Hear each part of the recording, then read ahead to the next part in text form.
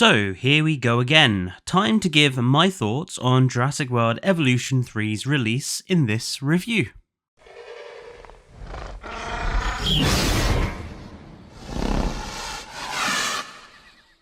Welcome back to the channel. With Jurassic World Evolution 3's release honeymoon period now well and truly over, and with the game settling into its free update schedule with DLC no doubt coming, I thought it was about time that I did my usual and reviewed the game. Now, full disclosure, at the time of writing this review, I've completed the campaign and done a few challenge maps. I haven't tackled Sandbox, but I have constructed plenty of items in the modular building system. So this review will be a general look at the game. Stay tuned till the end for my out of 10 rating. So how is this review going to work? Well, after some thought, I've decided to stick to going over some of what I think is good, some of what I think is bad, some of what I think has a lot of potential, and then go over something that I think is the true problem of Evolution 3. Before I get into the review, I do want to make something clear. If you don't agree with anything I say, that's okay. It's alright to have different opinions. Let's have a discussion in the comments. What I won't respond to are the hate messages of fragile Jurassic and Frontier fanboys who can't handle any sort of criticism. Now then, with that warning, let's start positive. Overall, Evolution 3's presentation really has been improved. That much is clear just from opening the menu with this Evolution 1-esque splash screen, a far cry from the professional, if not boring, Evolution 2 menu. Evolution 3 has also improved graphically, primarily through improvements to texture resolution and changes to the lighting engine. It's a reasonable step up from Evolution 2's already significant improvements. Evo 3 also brings with it a suite of new music tracks to add to the ever-present Evolution 1 soundtrack. The new music fits in well enough with the old, even if I think they make the game sound more like a Sim City game than a Dinosaur one. This game feels vibrant and colourful, and the new design styles included in the game for things like the DIN or the Asia maps is a breath of fresh, colourful air. One of the franchise's biggest failures was the limited control that we have over the environment, especially when compared to what mod makers were able to achieve. Evolution 3 comes with its own suite of new terrain tools to give us a much greater versatility in our environmental design. Something I especially love is the new wetland brush that adds swamps and marshland to our enclosures. Obviously, we also have the new rock brush and the new waterfall tool. While some of these elements are a little clunky to get to work correctly, and while the game still has some issues placing trees in perfectly empty areas of terrain, overall my criticisms of the terrain tools are nitpicks. I think the additions, including deep water, that have been made to the environmental tools is one of the few areas where Evolution 3 has totally succeeded. This is a very small thing, but it's nice to see that unlike Evolution 2, pretty much all of the important sandbox tools needed for nice gameplay are there without needing them to be re-added. And I'm also glad that the unlocks in the modular building menu that are rewards for campaign and challenge mode progress are easy to get just by completing them on any single difficulty. Thank God they got rid of that stupid Chaos Theory mode. Now we have a proper campaign, one feeling more like a sequel to Evolution 1, with multiple maps and various elements in each one set around the globe. It's a far cry from Evolution 2's "This is a carefully crafted narrative we promise" campaign. Evolution 3 actually goes as far as to actually attempt to create a narrative. It's predictable and I saw the twist coming a mile off, but I'll give them credit for actually doing some work to create a narrative through the campaign. I hope that future expansion DLCs continue with these narrative elements. But there are problems with the campaign which I want to discuss in a minute. While I still have encountered some bugs, overall I would say that Evolution 3 is, in terms of its quality and optimization, a massive improvement when compared to Evolution 2. Its frame rate does feel more stable, even with guests in the park, and with the modular building. While I'm aware that those on consoles are facing some issues, on PC it's a far cleaner experience. As far as bugs go, I've not run into anything serious or game breaking, but there are some returning bugs bugs from Evolution 2 that I hope really do get fixed. Animals phasing in and out of enclosures again is something I really don't want to have to deal with still. Now, before I move into the bad section, I want to briefly discuss an element that rides the fence and impacts both sides of the review, and that is modular building. It was one of Evolution 3's marketed features and responsible for getting Planet Zoo content creators interested in the game. Good for Frontier's profits. It adds much needed creativity, something that's always been a problem. It has been, however, added in a very clunky way with some very weird choices which I have laid out before. But I think what's even more clear is that this modular building system is being used by some of the player base as a defense for the total lack of effort shown in some areas of the game. We'll come to this in the bad section. While I praise the system for adding much needed creativity, I will call Frontier out for the sheer amount of missing prefabs and building variety in many other areas of the game. Modular building is simply not optional, as people like to keep saying. So with a few of the general good points laid out, now we have come to the bad. And there is a general theme to many of these points. Good ideas executed badly that have become tedious.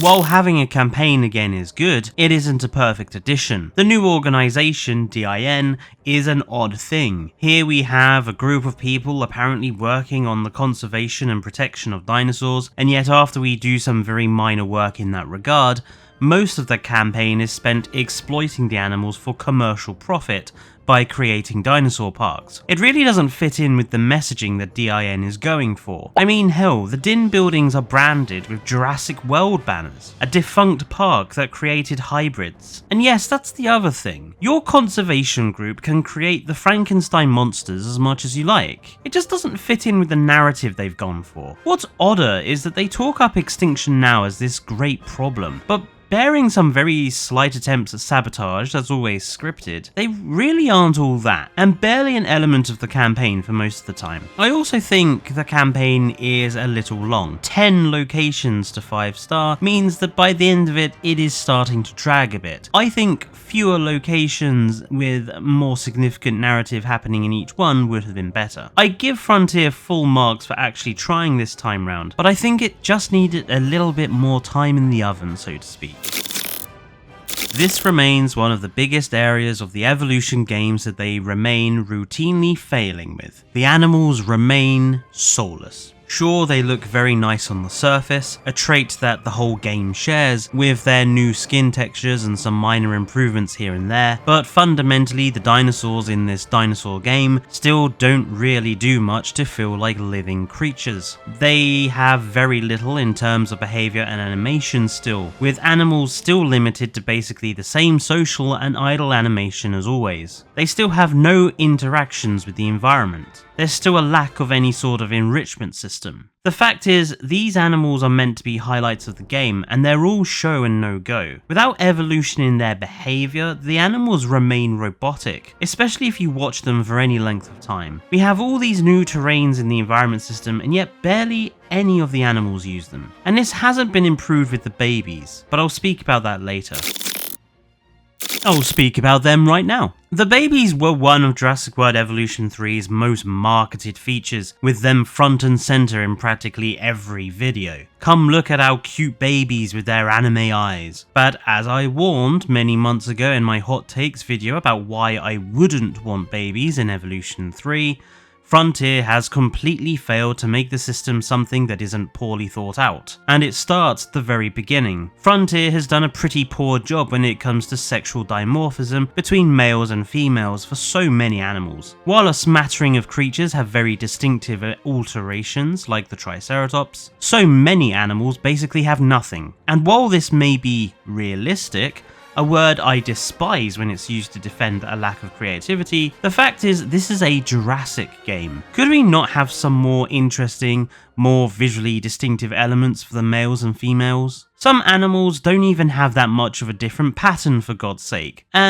or any sort of noticeable size difference. If I show you an enclosure of animals, can any of you tell for sure which are male and which are female? For most animals, I doubt it. Then the breeding itself. Because of the huge lack of behavioural animations, animals don't have any mating displays or any sort of indication the two animals are actually mated. You just get a message saying, "There's eggs in the nest that you place down." Because in this game, animals only breed if you give them a nest to start with. And after that point, you just wait for babies to appear. Adults don't attempt to build the nest, or add anything to the nest or incubate the eggs, all things Prehistoric Kingdom does. So it makes the whole thing feel rather soulless. At that point, why not just have the babies come out of the hatchery without bothering with the nests? And then the babies pop out, massively grown, and this is where the real problems start. Too many animals breed too fast and too much. Your enclosures will become overfilled very fast, and animals don't die off quick enough to make for natural replacement. That's without even talking about the fact that babies and their different needs often directly contradict with adults. Perfectly good enclosures become no longer suitable. Good luck having mixed enclosures with babies. Throughout the campaign, I found it far easier to have singular species in enclosures breeding, and even then I rarely gave animals nests unless the campaign demanded I created babies. There's just too much tedious micromanagement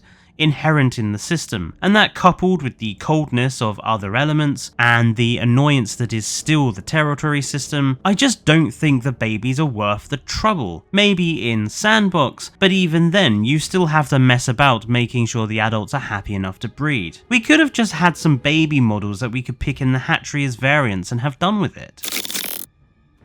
So remember where I said Frontier is using the modular building to defend not doing their job in other areas? This is what I mean. The lagoons in Jurassic World Evolution 3 are a massive disappointment. Not only have they suffered a total massacre of their species, not only have they had absolutely no mechanics or management options, but we have also lost pretty much all our decorations for them. We got no new species for them either. I'm sure the fanboys who refuse to criticize Frontier will say, well, we have modular building, so just wait for people to make lagoon decorations. Well, if that's your defense then, shut up about modular building being optional. It's not optional for lagoons if you want anything more than bland empty ponds. Even if you download stuff from the workshop, you are still interacting with the modular building system, aren't you? Just because you're not building it yourself doesn't mean you're not interacting with the modular building system, so it isn't optional. Aviaries are much the same. We got one new animal, yes, a clone of Tabajara, but other than that we got nothing to greatly improve them. Again, apart from the general addition of modular building. But modular building doesn't add new attractions that actually work or do something, does it? It makes me really angry that yet again, the aviaries and lagoons are the runts of the litter, ignored when they have a great deal of potential if Frontier actually spent the time listening to the community, as so many like to claim they do, and actually implemented some of the very basic features that have been requested over the years. For God's sake, we still don't have foliage brushes that work in the lagoon, which is crazy, when they literally have allowed foliage brushes to make different vegetation in the in-game water.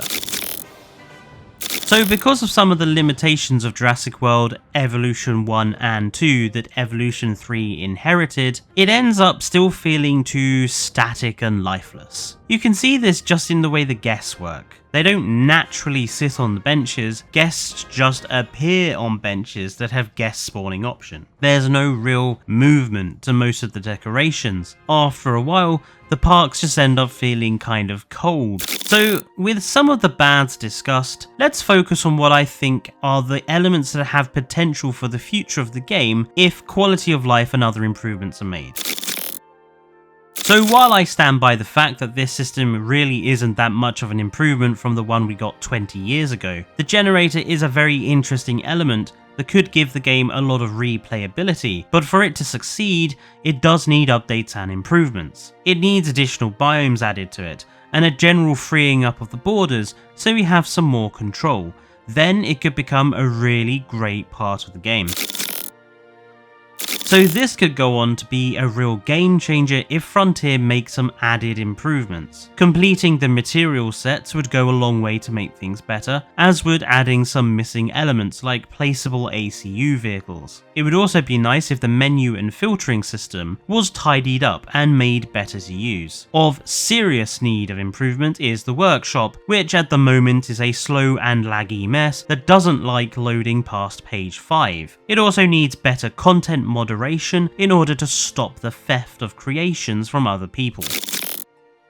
It is a big shame that we now have these wonderful new environmental additions like the deep water and wetland habitats, and yet animals don't really take advantage of them. We have very few swimming species in the game, so the deep water feels like a bit of an afterthought really. We have the wetland habitat, and yet the animals have no new behavioural animations to make advantage of all that glorious mud. I feel like more animals need to make use of the new terrain elements so that they feel more like built-in parts of the game rather than tacked on elements. Now let's move on to what I think is the real big problem of Evolution 3, and the bit that's been making me hold off making this review. When reviewing Evolution 2, Best in Slot came up with one of the best sayings to describe it: that it constantly hit its head on the glass ceiling of its own mechanical limitations. Jurassic World Evolution 3 has exactly the same problem. Here's a metaphor of my own creation. Jurassic World Evolution 3 puts wallpaper over the wallpaper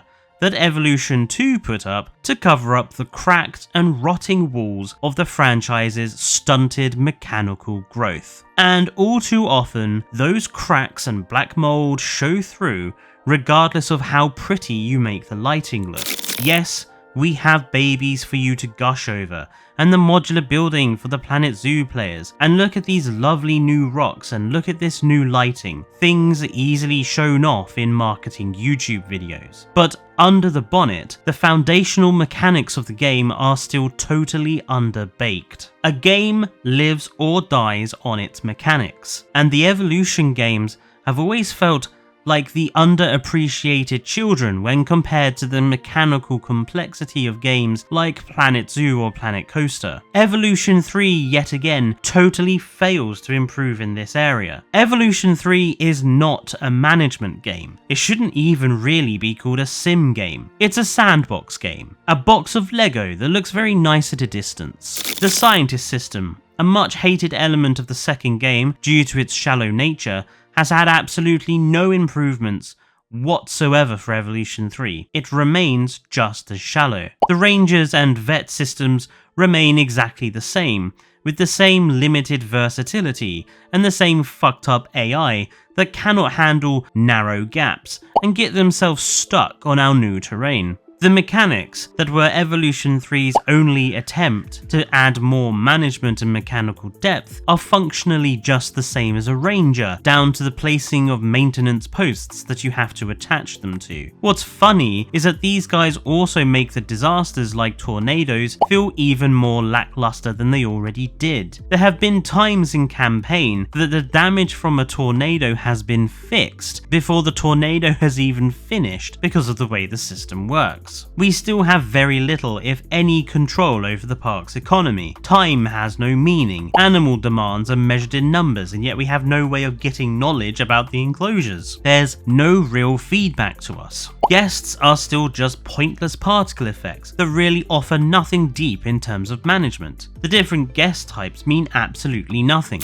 Remove the nice looking wallpaper and you still have the mechanical systems of Evolution 1, a rotten foundation that's still holding the game back. There's no depth, no challenge, nothing that makes this so-called management sim actually a management game. And this is the real problem, because the lack of mechanical complexity holds back every other element of the game. Fundamentally, it is the problem that remains endemic to these titles. Until that changes, these games will remain shallow examples of management games. I have held off making this review because JWE3 left me feeling extremely conflicted in so many ways. There are obvious improvements, some of them very well received, and some which I think move the game forwards or have the potential to with improvements. But it feels like the game is being dragged forwards, kicking and screaming like an angry toddler, prone to throwing hissy fits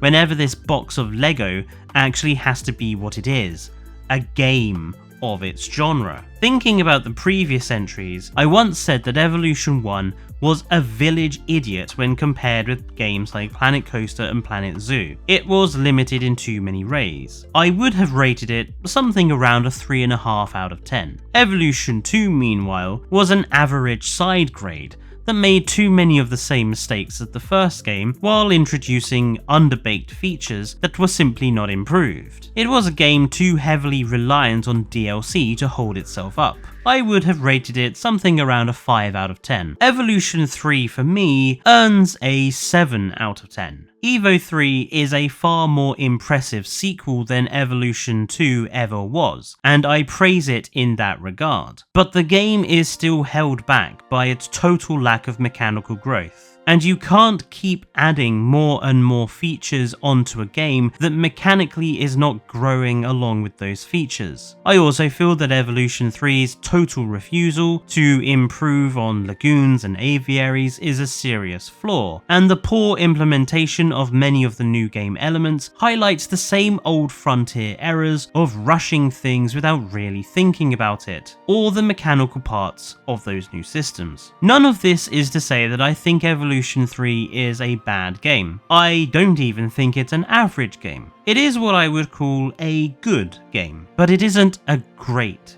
game. It is nowhere near the other games made by Frontier like Planet Zoo or Coaster. I would argue that in some respects, Evolution 3 is still way off older titles like Zoo Tycoon 2. It will never truly be a great game until it actually takes the time to improve in areas where Evolution 1 and 2 badly needed improvement. To me, Evolution 3 is a sign that someone else needs the Jurassic license to have a fresh attempt at creating a park builder with new ideas. Too much of Evolution 3 is where I would have expected a Frontier-made dino park building game to have started from. But it isn't. It's the third game. It's been 10 years and nearly 300 quid of my own money's investment into that franchise, and we finally have a game that is, fundamentally in my view, where Jurassic World Evolution 1 probably should have started.